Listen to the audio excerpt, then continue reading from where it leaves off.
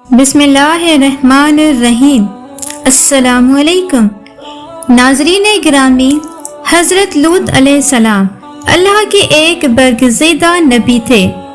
آپ حضرت ابراہیم علیہ السلام کے دور زمانہ میں اہل سدوم کی رہنمائی کے لیے نبوت کے منصب پر فائز ہوئے۔ سدوم کے آس پاس 5 نہایت ہی خوبصورت شہر آباد تھے۔ یہ علاقے نہایت ہی سرسبز و شاداب اور قدرت کی فیاضی کا حسین شاہکار تھا۔ یہاں باغات کی کثرت تھی، لہلہاتی کھیتیاں یہاں کی ضروریات سے کہیں زیادہ تھی۔ اردن، شام اور اسرائیل کے درمیان بسا ہوا یہ علاقہ نہایت ہی زرخیز تھا۔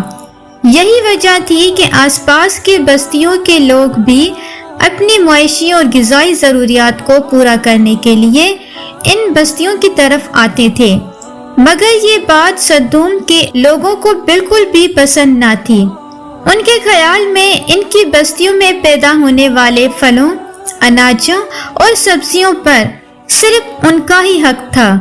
وہ نہیں چاہتے تھے کہ دوسری بستیوں کے لوگ ان کے علاقے میں آئیں۔ ایک دن سدوم کے لوگ اس بات پر غور و فکر کر رہے تھے کہ باہر سے آنے والے لوگوں کو یہاں آنے سے آخر کیسے روکا جائے، کہ ابلیس ایک بزرگ کی شکل میں ان کے محل میں آیا اور کہا، اگر تم ان سے پیچھا چھڑانا چاہتے ہو تو میرے کہنے پر عمل کرو۔ ابلیس نے کہا کہ اگر تم ان بستیوں کے لوگوں سے نجات چاہتے ہو جو تمہاری بستی میں آ جاتے ہیں، تو ایسا کرو کہ جب بھی کوئی شخص تمہارے علاقے میں آئے تو تم لوگ زبردستی ان کے ساتھ اپنی خواہش پوری کرو۔ اس طرح یہ لوگ اس بستی میں آنا چھوڑ دیں گے۔ پھر اہل سدوم نے ان فعل بد کو اپنا پیشہ بنا لیا۔ اپنی نفسانی خواہشات کے لیے مردوں سے بدفعلی اس قوم کا دستور بن گیا تھا۔ یہاں بے حیائی عام ہو گئی تھی۔ حکمران، سردار، رؤسا، ہر طبقے میں گھر گھر یہ عمل پھیل گیا۔ بھری محفل میں یہ لوگ اس فحاشی کے کام کو کر کے خوش ہوتے تھے۔ تادود میں لکھا ہے کہ اہل سدوم اپنی روزمرہ زندگی میں سخت ظالم، دھوکے باز اور بد معاملہ تھے۔ کوئی مسافر ان کے علاقے سے باخیریت نہ گزر سکتا تھا۔ کوئی غریب ان کی بستیوں سے روٹی کا ایک ٹکڑا نہ پا سکتا تھا۔ بارہا ایسا ہوتا تھا کہ باہر کا آدمی ان علاقے میں پہنچ کر فاقوں سے مر جاتا اور یہ اس کے کپڑے اتار کر اس کی لاشوں کو برہنہ دفن کر دیتے۔ حضرت لوط علیہ السلام نے انہیں توحید کی دعوت دی اور بدکاری کے اس گھناؤنے عمل سے توبہ کرنے کا حکم دیا۔ حضرت لوط علیہ السلام نے کہا، تم بے حیائی کیوں کرتے ہو؟ کیا تم عورتوں کو چھوڑ کر عزت حاصل کرنے کے لیے مرد کی طرف مائل ہوتے ہو؟ حقیقت یہ ہے کہ تم احمق لوگ ہو۔ حضرت لوط علیہ السلام اہل سدوم کو دن رات واعظ و نصیحت کیا کرتے، لیکن قوم لوط پر اس کا کوئی اثر نہ ہوتا، بلکہ وہ بہت فخریہ انداز میں یہ کام کرتے تھے۔ انہیں حضرت لوط علیہ السلام کا سمجھانا بھی برا لگتا تھا، لہٰذا انہوں نے صاف صاف کہہ دیا کہ اگر تم ہمیں اسی طرح برا کہتے رہے اور ہمارے کاموں میں مداخلت کرتے رہے تو ہم تمہیں اپنے شہر سے نکال دیں گے۔ حضرت لوط علیہ السلام نے نصیحت و تبلیغ کا سلسلہ جاری رکھا، لہٰذا ایک دن اہل سدوم نے خود ہی عذاب الہی کا مطالبہ کر دیا۔ اللہ تعالیٰ نے اب تک ان کے اس بدترین فحاشی اور بدکاری کو ڈیل دے رکھی تھی، لیکن جب انہوں نے حضرت لوط علیہ السلام سے ایک دن کہا کہ اگر تم سچے ہو تو ہم پر عذاب لے آؤ، لہٰذا ان پر عذاب الہی کا فیصلہ ہو گیا۔ اللہ نے اپنے خاص فرشتوں کو دنیا کی طرف روانہ کر دیا۔ پھر یہ فرشتے حضرت لوط علیہ السلام کے گھر تشریف لے آئے۔ حضرت لوط علیہ السلام نے جب ان خوبصورت نوعمر لڑکوں کو دیکھا تو سخت گھبراہٹ اور پریشانی میں مبتلا ہو گئے۔ انہیں یہ خطرہ محسوس ہوا کہ اگر ان کی قوم کے لوگوں نے انہیں دیکھ لیا تو نہ جانے وہ ان کے ساتھ کیا سلوک کریں گے۔ حضرت لوط علیہ السلام کی بیوی کا نام وائلہ تھا۔ اس نے آپ پر ایمان نہ لایا تھا اور وہ دراصل منافقات تھی جو کافروں کے ساتھ تھی، لہٰذا اس نے جا کر اہل سدوم کو یہ خبر دے دی کہ لوط کے گھر نوجوان لڑکے مہمان ٹھہرے ہوئے ہیں۔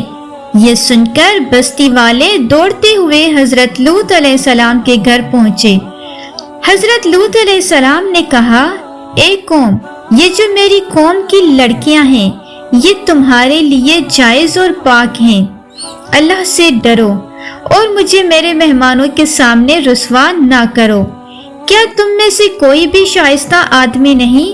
حضرت لوط علیہ السلام کی بات سن کر وہ لوگ بولے، تم بخوبی واقف ہو کہ ہمیں تمہاری بیٹیوں سے کوئی حاجت نہیں، اور جو ہماری اصل چاہت ہے اس سے تم بھی واقف ہو۔ حضرت لوط علیہ السلام نے گھر کے دروازے بند کر دیے اور ان نوجوانوں کو ایک کمرے میں چھپا دیا۔ ان بدکار لوگوں نے آپ کے گھر کا گھیراؤ کیا ہوا تھا اور ان میں سے کچھ گھر کے دیوار پر بھی چڑھنے کی کوشش کر رہے تھے۔ حضرت لوط علیہ السلام نے اپنے مہمانوں کی عزت کے خیال سے بہت زیادہ گھبرائے ہوئے تھے۔ فرشتے یہ سب منظر دیکھ رہے تھے۔ جب انہوں نے حضرت لوط علیہ السلام کی بے بسی اور پریشانی کا یہ عالم دیکھا تو حقیقت سے پردہ اٹھاتے ہوئے یوں فرمایا، اے لوط، ہم تمہارے رب کے بھیجے ہوئے فرشتے ہیں، یہ لوگ ہرگز تم تک نہیں پہنچ سکیں گے، ابھی کچھ رات باقی ہے، تو اپنے گھر والوں کو لے کر چل دو اور تم میں سے کوئی شخص پیچھے مڑ کر نہ دیکھے۔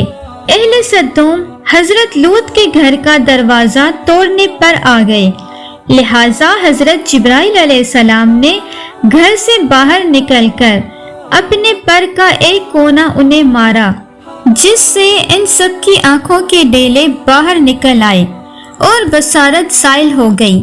یہ خاص عذاب ان لوگوں کو پہنچا جو حضرت لوط کے پاس بدنیتی سے آئے تھے۔ حضرت لوط علیہ السلام حقیقت حال جان کر مطمئن ہو گئے اور اپنے گھر والوں کے ساتھ رات ہی کو نکل کھڑے ہوئے۔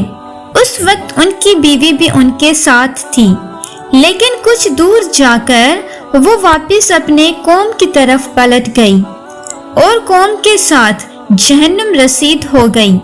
صبح کا آغاز ہوا تو اللہ کے حکم سے حضرت جبرائیل علیہ السلام نے بستی کو اپنے پر سے اکھاڑ دیا اور پھر اپنے بازو پر رکھ کر آسمان پر چڑھ گئے، یہاں تک کہ آسمان والوں نے بستی کے کتوں کے بھونکنے اور مرغوں کے بولنے کی آوازیں سنی۔ پھر اس بستی کو زمین پر دے مارا، جس کے بعد ان پر پتھروں کی بارش ہوئی۔ جب یہ پتھر ان کو لگتے تو سرپاش پاش ہو جاتے۔ صبح سویرے شروع ہونے والا یہ عذاب اشراق تک پوری بستی کو نیست نابود کر چکا تھا۔ قوم لوط ان خوبصورت بستیوں کو اللہ نے ایک انتہائی بدبودار اور سیاہ جھیل میں تبدیل کر دیا، جس کے پانی سے رہتی دنیا تک کوئی فائدہ نہیں اٹھایا جا سکتا۔ سمندر کے اس خاص حصے میں کوئی جاندار مچھلی، مینڈک وغیرہ زندہ نہیں رہ سکتے، اس لیے اسے ڈیڈ سی یعنی بحیرہ مردار کہا جاتا ہے، جو اسرائیل اور اردن کے درمیان واقع ہے۔